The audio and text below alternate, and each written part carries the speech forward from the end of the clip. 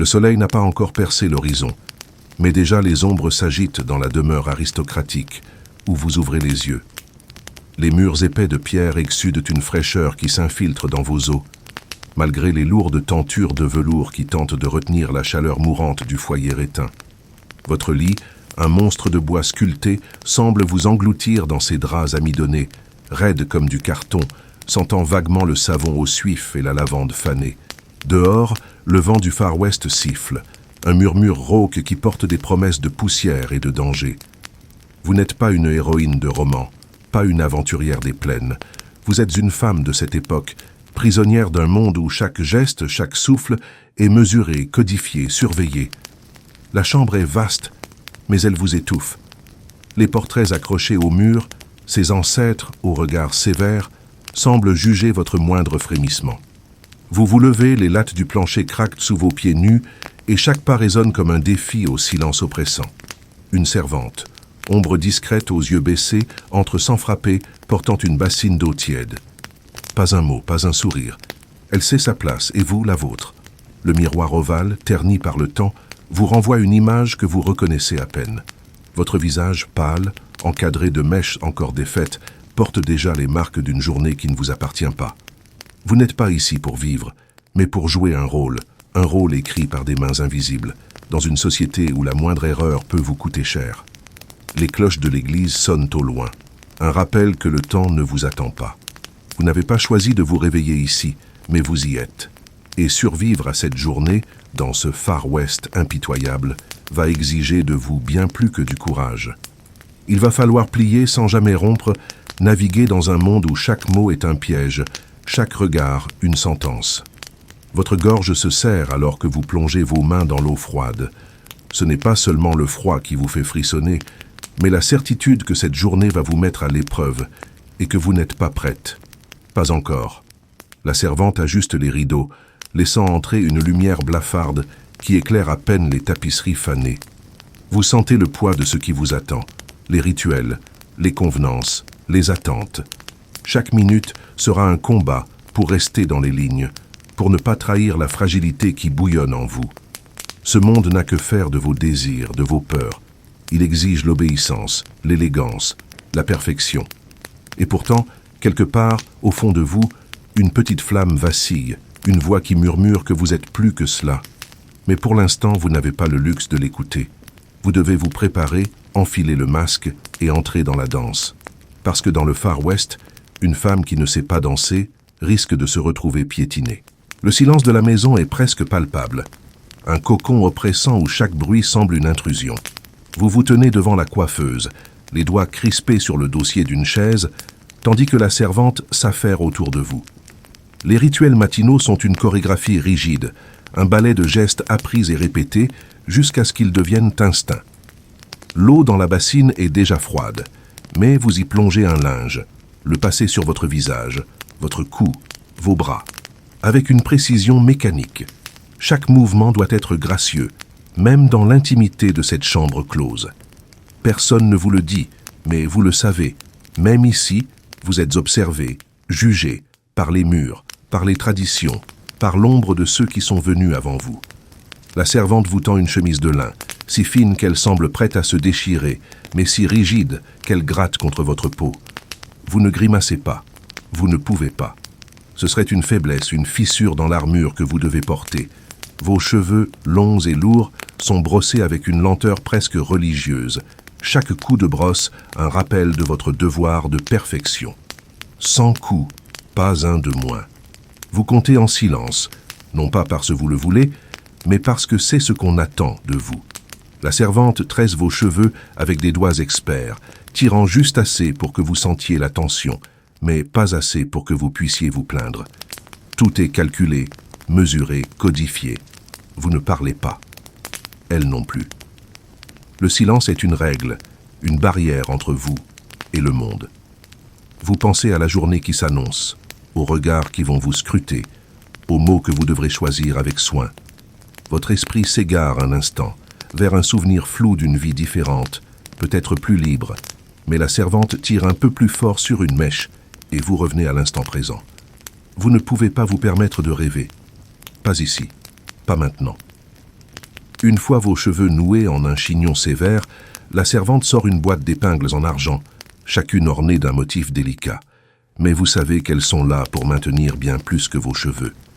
Elles maintiennent votre rôle, votre place, votre silence. Vous regardez votre reflet dans le miroir, et il vous semble voir une étrangère. Cette femme, avec ses joues pâles et ses yeux qui cachent tant, est-ce vraiment vous? Vous inspirez profondément, et l'air est lourd, chargé d'une odeur de cire et de bois ancien. La servante vous tend un éventail, un accessoire que vous n'avez pas demandé mais que vous devrez porter, comme un bouclier contre les regards indiscrets. Vous le prenez, vos doigts effleurant le bois laqué, et vous sentez le poids de cette journée s'alourdir encore. Vous n'êtes pas prête, mais le temps ne s'arrête pas. La cloche sonne à nouveau, un rappel que le monde extérieur vous attend. Vous devez vous habiller, vous armer de tissus et de convenances pour affronter une journée où chaque pas sera un test. Et quelque part au fond de vous, vous savez que survivre à cette journée demandera plus que de la force. Il faudra de la ruse, de la patience et une volonté de faire pour ne pas craquer sous le poids des attentes.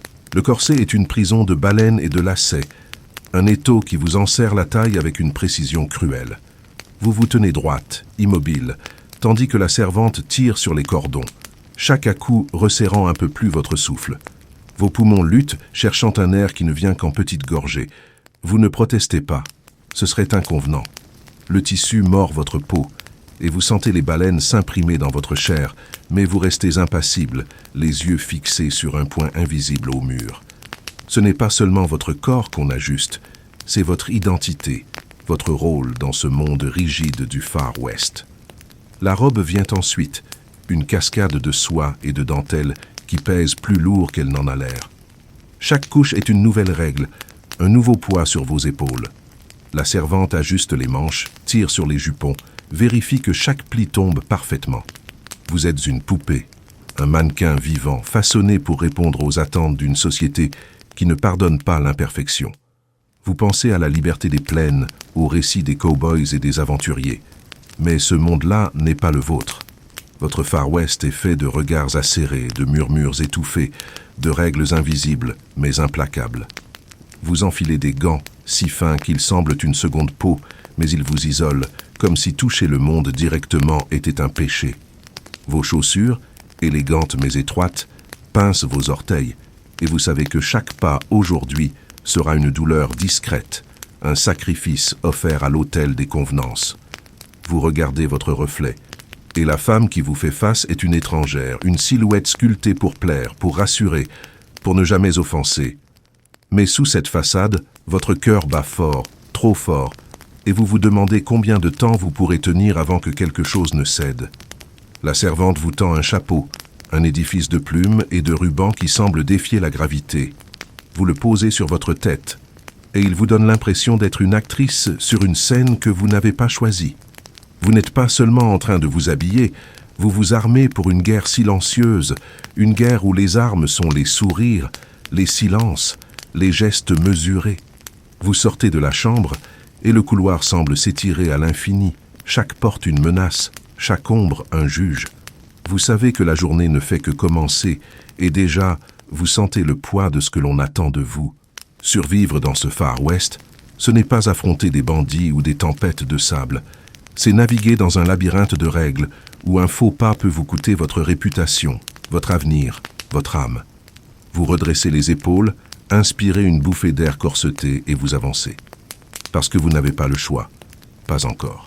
Le petit déjeuner est un théâtre de silence et de regards. Vous êtes assise à une table trop longue, entourée de visages qui semblent taillés dans le marbre.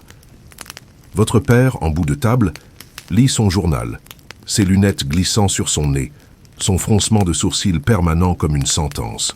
Votre mère, à l'autre extrémité, ajuste sa serviette avec une précision maniaque, ses yeux scrutant chaque détail, chaque fourchette mal placée, chaque miette égarée. Vos frères, déjà prêts à partir pour leurs affaires, mangent avec une hâte contenue, leur conversation réduite à des murmures sur le commerce du bétail ou les tensions avec les ranchs voisins. Vous êtes au centre, mais invisible. Votre rôle est de manger lentement, de sourire doucement, de ne jamais parler à moins qu'on ne vous adresse la parole. Le porridge est fade, épaissi par une cuisinière qui sait que la simplicité est une vertu dans cette maison. Vous trempez votre cuillère, la portez à vos lèvres, et chaque bouchée est un exercice de retenue. Vous ne devez pas manger trop vite, ni trop peu. Vous ne devez pas regarder trop longtemps dans une direction, ni baisser les yeux trop souvent. Tout est calculé, tout est observé. Une servante passe, silencieuse comme un fantôme, pour remplir votre tasse de thé. Le liquide brûlant dégage une odeur amère, mais vous le buvez sans broncher, parce que c'est ce qu'on attend de vous. Votre mère vous lance un regard qui dit tout sans rien dire. Tiens-toi droite, ne parle pas, sois parfaite. Vous sentez la chaleur monter à vos joues, mais vous ne rougissez pas. Pas encore. Vous pensez à la journée qui vous attend, aux visites, aux conversations codées, aux sourires qui masqueront vos pensées. Vous pensez à ce que vous ne pouvez pas dire, à ce que vous ne pouvez pas être.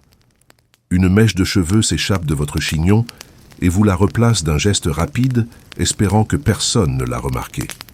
Mais votre mère l'a vu. Son regard s'aiguise et vous savez que ce soir, elle vous rappellera ce manquement, cette imperfection. Vous continuez à manger, le cliquetis des couverts comme une horloge qui égrène les secondes de votre vie.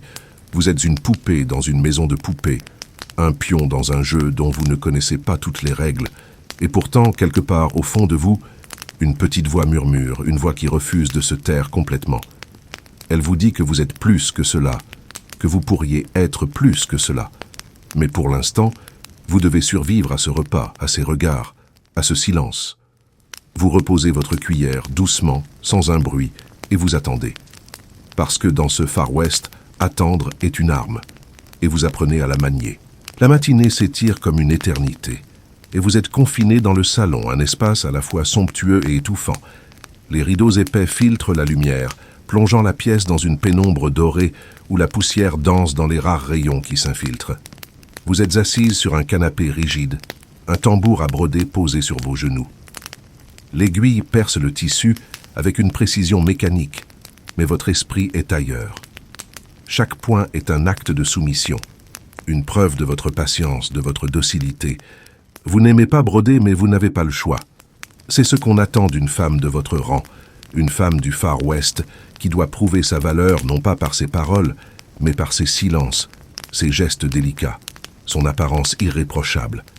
À côté de vous, un livre repose sur une table, un recueil de poèmes que vous êtes censé lire pour cultiver votre esprit. Vous l'ouvrez parfois, laissez vos yeux glisser sur les mots, mais ils ne s'accrochent pas. Votre esprit s'échappe vers les plaines au-delà des fenêtres, vers les histoires de chevauchée et de liberté que vous entendez parfois murmurées par les servantes ou les visiteurs. Mais ces histoires ne sont pas pour vous. Votre monde est ici, dans ce salon, entre ces murs où chaque objet semble vous rappeler votre place. Vous piquez l'aiguille trop fort et une goutte de sang perle sur votre doigt. Vous la cachez rapidement, jetant un coup d'œil autour de vous pour vous assurer que personne n'a rien vu. Votre mère est là, à l'autre bout de la pièce, occupée à écrire une lettre, mais ses yeux semblent toujours posés sur vous, même quand elle regarde ailleurs. Vous reprenez votre broderie, le cœur battant, et vous vous forcez à respirer lentement.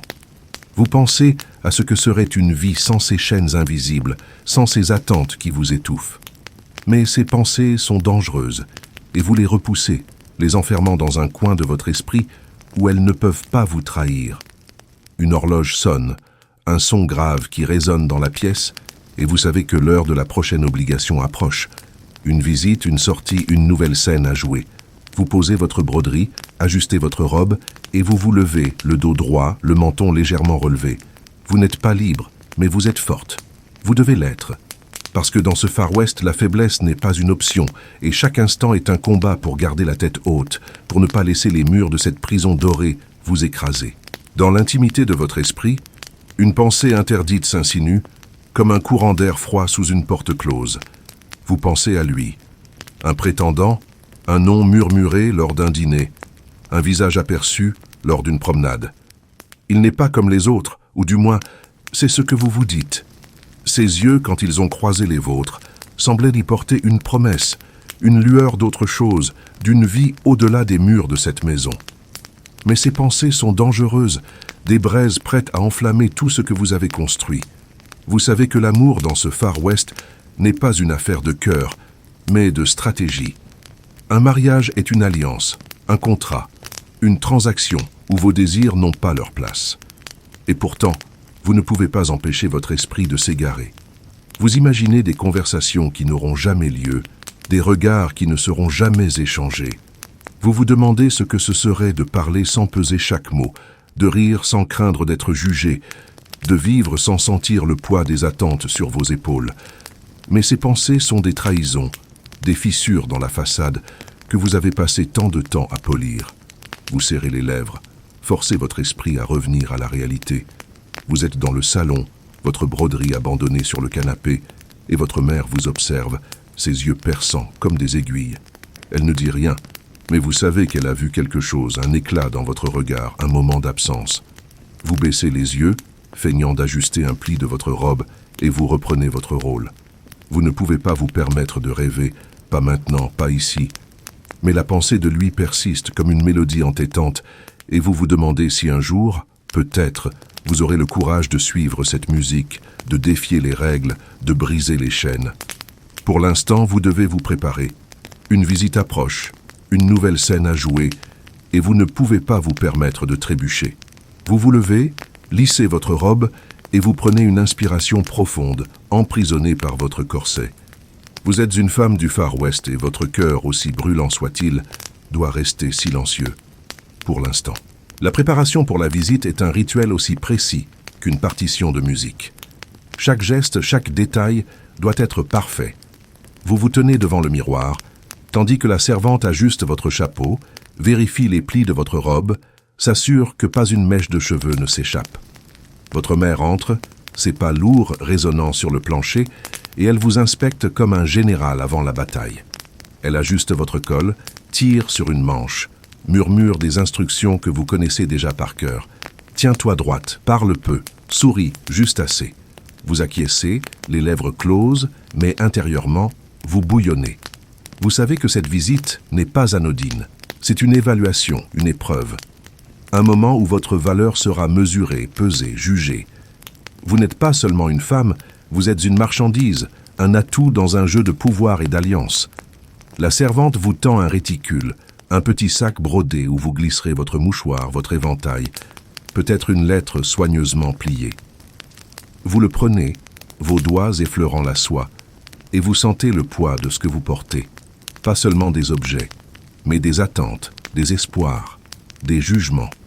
Votre mère vous escorte jusqu'à la porte, où la voiture vous attend, un carrosse noir aux roues grinçantes qui semble plus adapté à un enterrement qu'à une visite sociale.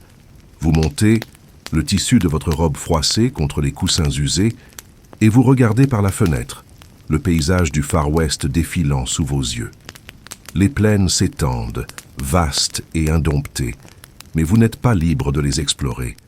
Votre destination est une autre maison, une autre prison dorée, où vous devrez jouer votre rôle à la perfection. Vous pensez à lui, encore malgré vous, et vous vous demandez s'il sera là, s'il verra la femme derrière le masque, ou seulement la poupée que vous avez été entraîné à être. La voiture s'arrête, et votre cœur s'accélère. Vous descendez, le gravier crissant sous vos pieds, et vous redressez les épaules.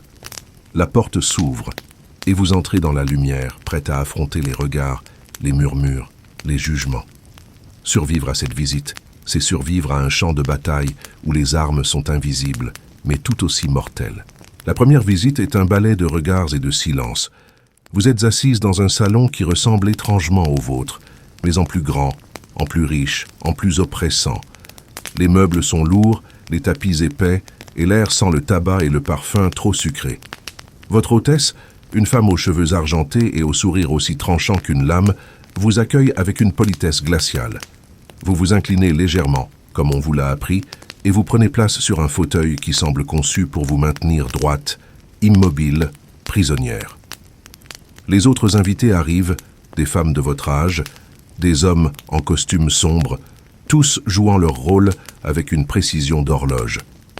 Vous sentez leurs yeux sur vous, évaluant votre robe, votre posture, votre silence. Vous souriez, juste assez pour ne pas sembler hautaine, mais pas trop pour ne pas paraître frivole. La conversation commence. Un tissu de banalité tissé avec soin. Le temps, les récoltes, les nouvelles de la ville. Vous parlez peu, comme on vous l'a ordonné.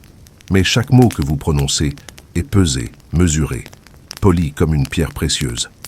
Vous mentionnez un livre que vous avez lu, une remarque sur la musique, et vous sentez les regards s'aiguiser. Une femme à peine plus âgée que vous fait un commentaire sur votre robe, un compliment qui sonne comme une critique déguisée. Vous inclinez la tête, remerciez avec une douceur calculée, mais intérieurement vous brûlez. Vous voulez répliquer, défendre votre choix, votre goût, votre existence, mais vous ne pouvez pas. Pas ici, pas maintenant. Vous prenez une gorgée de thé, la tasse tremblant légèrement dans vos mains gantées, et vous vous forcez à rester calme. Vous pensez à lui, à ce qu'il dirait s'il était là, à ce qu'il penserait de ce théâtre absurde. Mais il n'est pas là, et vous êtes seul, entouré d'ennemis déguisés en alliés. La visite se prolonge. Chaque minute une épreuve, chaque sourire une bataille. Vous survivez parce que vous n'avez pas le choix, mais vous sentez une partie de vous s'effriter, une partie qui rêve d'un monde où vous pourriez être autre chose qu'une poupée, autre chose qu'un pion. Quand vous quittez enfin la maison, l'air frais du Far West vous frappe comme une délivrance, mais vous savez que ce n'est qu'une illusion. La prochaine visite, le prochain dîner, la prochaine épreuve vous attend. Et vous devrez être prête. Les préparatifs pour le dîner sont une danse complexe, un rituel où chaque détail compte. Vous êtes de retour dans votre chambre, entouré de servantes qui s'agitent comme des abeilles autour d'une ruche. Votre robe, une nouvelle, encore plus lourde, encore plus ornée, est posée sur le lit comme une offrande. Elle est magnifique, mais elle vous terrifie. Ce soir, ce n'est pas un simple dîner. C'est un test, une scène où vous devrez briller sans éclipser, charmer sans provoquer, exister sans menacer. Votre mère entre ses instructions plus précises que jamais. Qui saluer en premier, comment répondre aux questions, comment éviter les sujets dangereux. Vous écoutez, le cœur lourd, mais vous acquiescez. Vous n'avez pas le choix. La servante lasse votre corset plus serré encore que ce matin, et vous sentez votre souffle se réduire à un filet. La robe est enfilée, couche après couche, chaque bouton une nouvelle chaîne.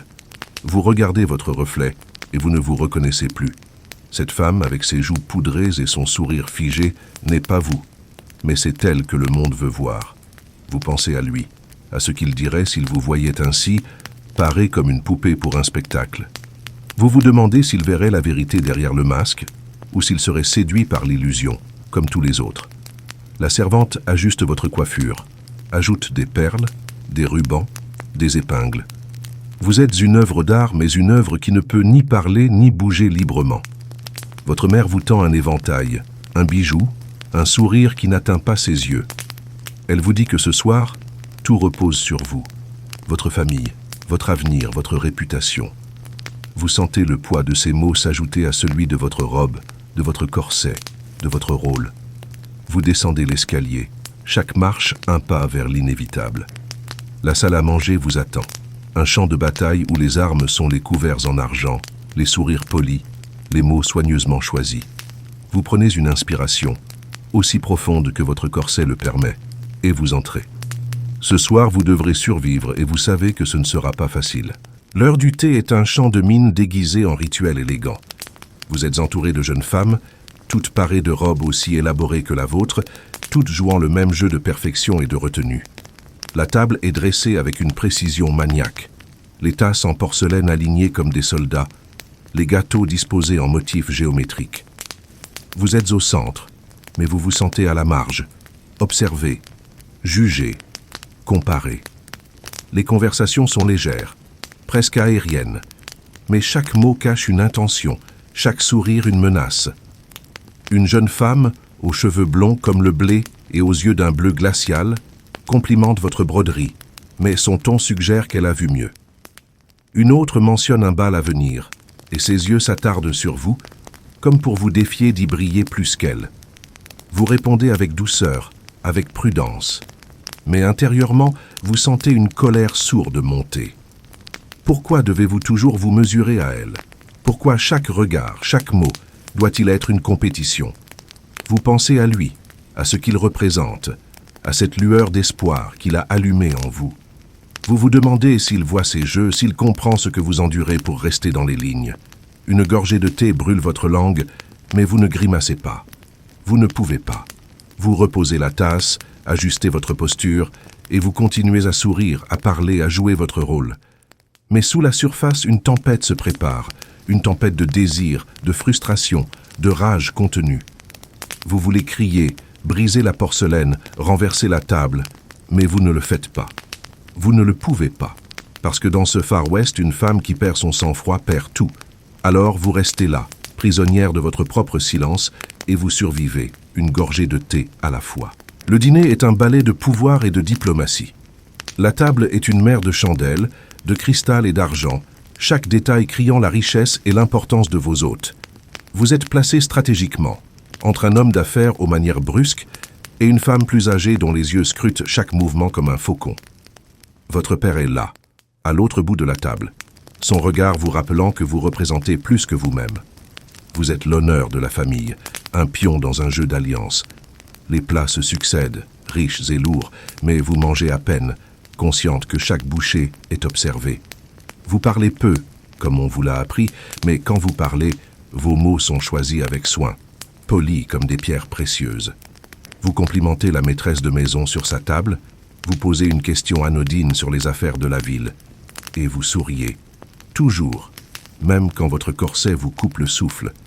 Les conversations autour de vous tourbillonnent, un mélange de politique, de commerce et de ragots déguisés en politesse. Vous entendez son nom, celui du prétendant, glisser dans une phrase anodine, et votre cœur s'arrête un instant. Vous baissez les yeux, feignant d'ajuster votre serviette, mais vous sentez les regards converger sur vous. Ils savent, ou du moins, ils soupçonnent. Vous forcez votre visage à rester impassible, mais intérieurement vous tremblez. Le dîner se prolonge, chaque minute une épreuve, chaque regard une menace. Vous pensez à lui, à ce qu'il représente, à cette lueur d'espoir qu'il a allumée en vous. Mais ici, dans cette salle à manger, cet espoir est une faiblesse, une faille que vous ne pouvez pas vous permettre. Vous survivez, parce que vous devez survivre, mais chaque sourire, chaque mot, vous coûte un peu plus de vous-même.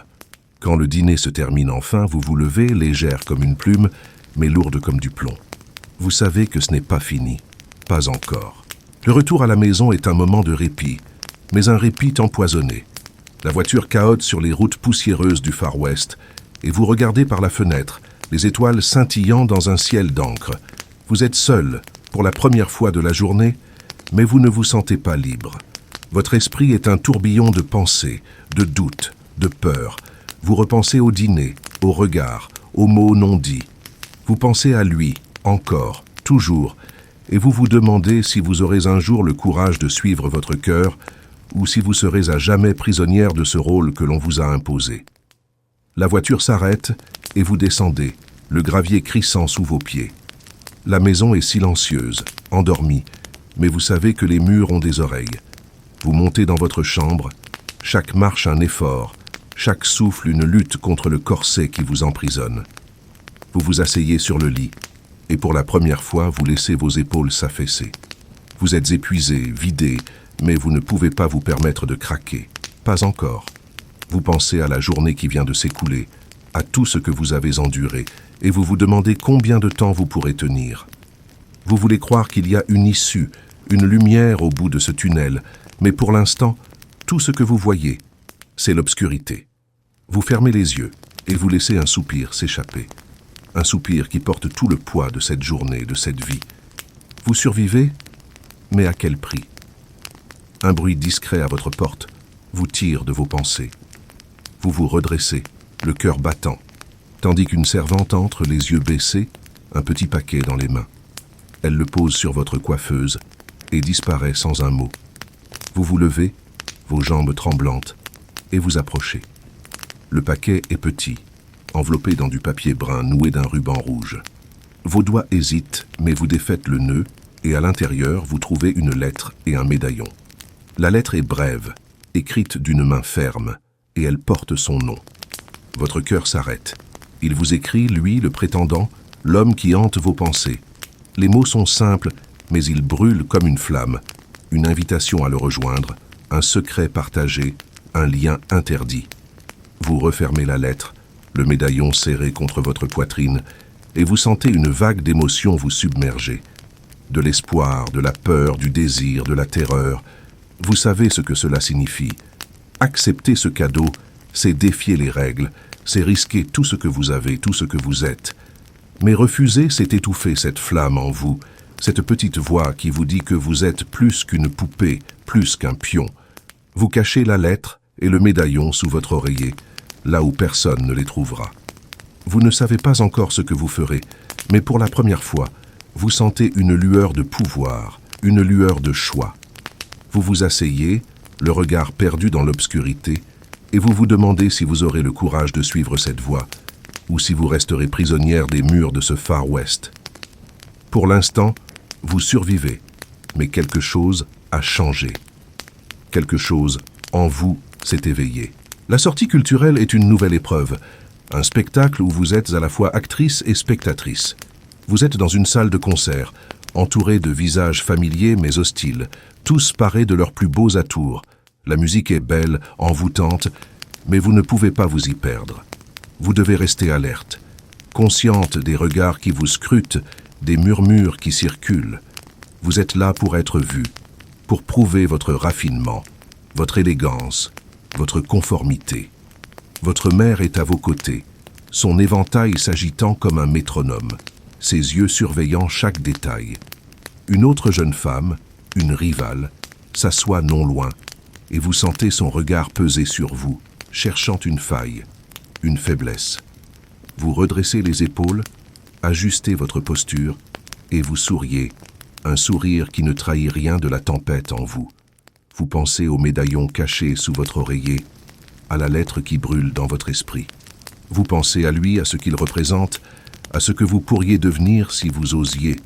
La musique s'élève, un crescendo qui semble refléter votre propre cœur, et pendant un instant, vous vous autorisez à rêver.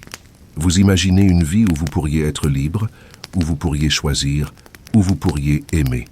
Mais la musique s'arrête et la réalité revient, froide et implacable. Vous applaudissez, vos gants étouffant le son, et vous vous levez, prête à affronter les conversations qui suivront, les compliments qui cacheront des critiques, les sourires qui masqueront des jugements. Vous survivez, parce que vous devez survivre, mais chaque pas est un combat, chaque regard une blessure. Et pourtant, quelque part, au fond de vous, cette flamme continue de brûler, alimentée par un médaillon, une lettre, un espoir. La demande en mariage arrive comme un coup de tonnerre dans un ciel clair. Vous êtes dans le salon, entouré de votre famille. Quand il entre, lui le prétendant, accompagné de son père. Les formalités sont respectées, les mots soigneusement choisis, mais vous sentez la tension dans l'air, comme une corde prête à se rompre. Il s'agenouille, prononce les mots attendus, et tous les yeux se tournent vers vous. Vous savez ce qu'on attend de vous, un sourire, un acquiescement, une acceptation gracieuse. Mais votre cœur hurle, déchiré entre le devoir et le désir, entre la sécurité et la liberté. Vous pensez à la lettre, au médaillon, à ce lien interdit qui vous lie à lui d'une manière que personne d'autre ne peut comprendre.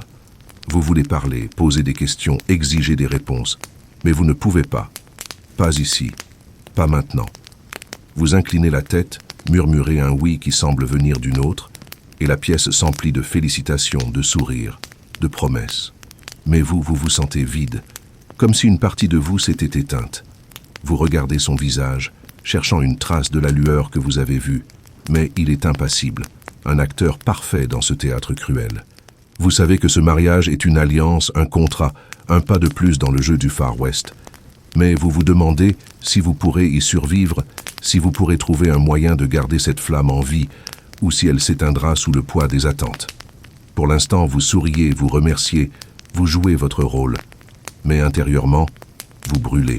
Le mariage est un tourbillon de rituels et de regards. La robe plus lourde encore que toutes celles que vous avez portées vous transforme en statue vivante, une icône de perfection. L'église est pleine. Les bancs débordent de visages qui vous observent, vous jugent, vous envient. Vous marchez vers l'autel. Chaque pas un effort, chaque souffle, une lutte. Il est là, devant vous, et pour la première fois, vous le voyez vraiment. Un homme, pas seulement un prétendant. Un homme avec ses propres rêves, ses propres chaînes. Vous échangez les vœux, des mots appris par cœur, mais ils sonnent creux, comme un écho dans une maison vide. Vous pensez au médaillon, caché dans votre réticule, et vous vous demandez si ce mariage est une fin ou un début. La cérémonie se termine, et vous êtes emmené dans une nouvelle maison, une nouvelle prison dorée. Vous êtes maintenant une épouse, avec de nouveaux devoirs, de nouvelles attentes.